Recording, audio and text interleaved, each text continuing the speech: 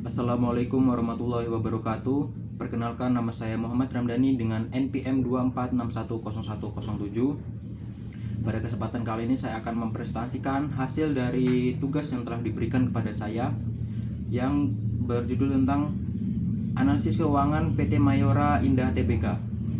Yang pertama itu adalah profil usaha.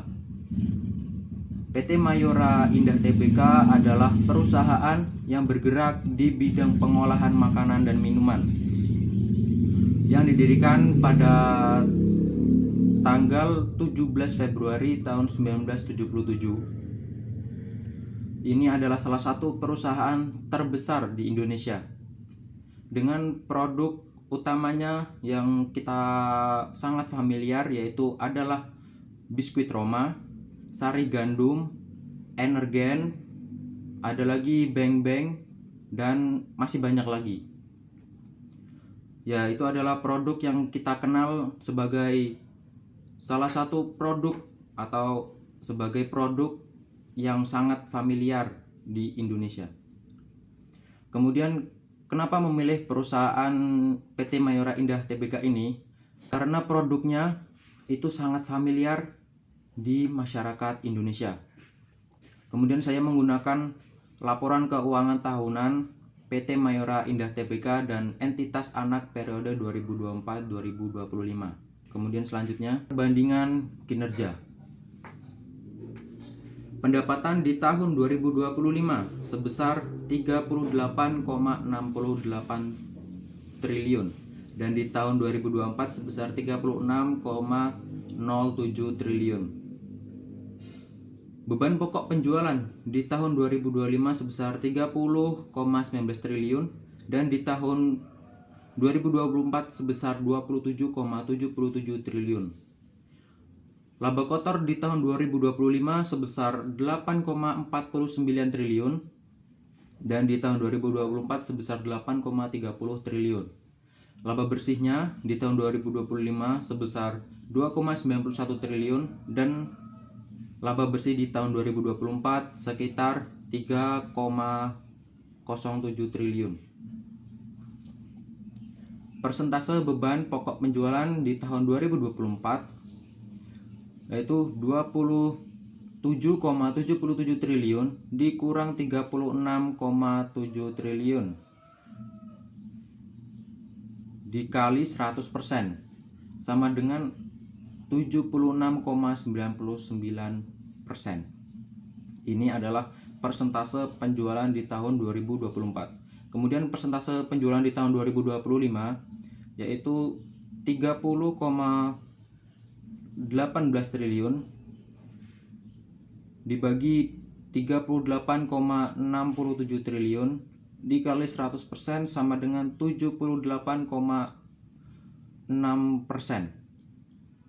Jadi persentase beban pokok penjualan di tahun 2025 sebesar 78,06%. Kemudian ada margin laba kotor di tahun 2024 8,30 triliun dibagi 36,07 triliun dikali 100% sama dengan 23,01%.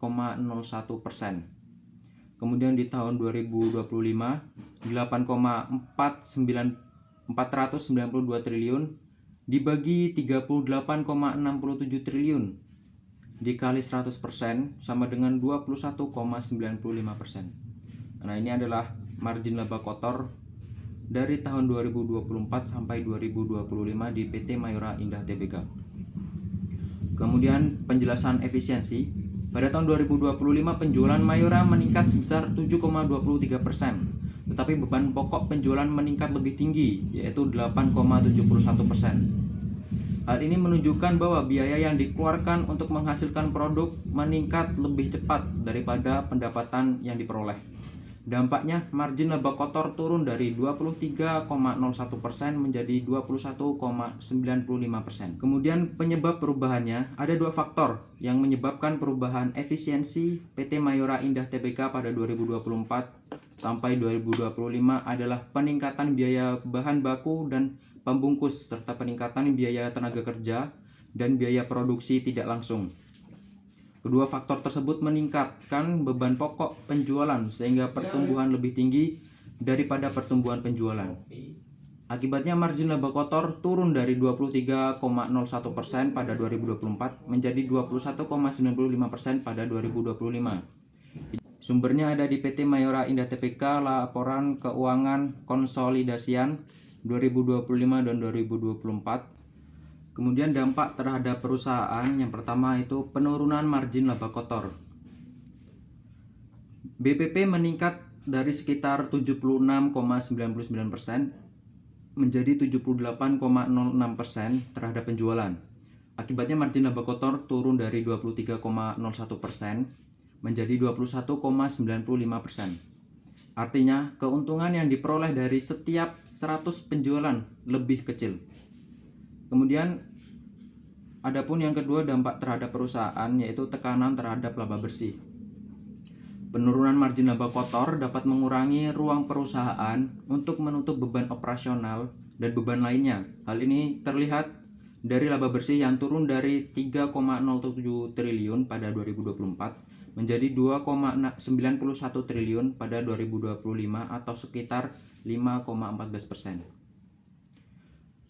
Jadi kesimpulan dari dampak terhadap perusahaan itu peningkatan beban pokok penjualan memberikan dampak negatif terhadap profit PT Mayora Indah Tbk. Meskipun penjualan perusahaan meningkat, biaya produksi yang tumbuh lebih cepat menyebabkan margin laba kotor menurun dan pada akhirnya memberikan tekanan terhadap laba bersih perusahaan.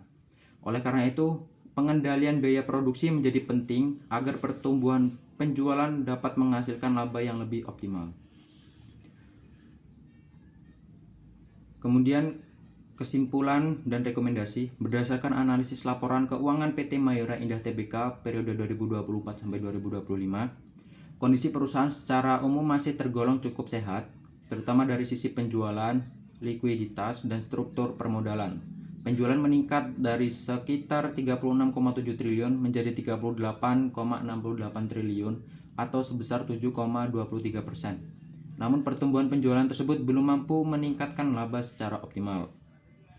Masalah utama PT Mayora Indah Tbk adalah meningkatnya beban produksi dan biaya operasional yang lebih cepat dibandingkan pertumbuhan penjualan, sehingga efisiensi perusahaan menurun dan profitabilitas mengalami tekanan.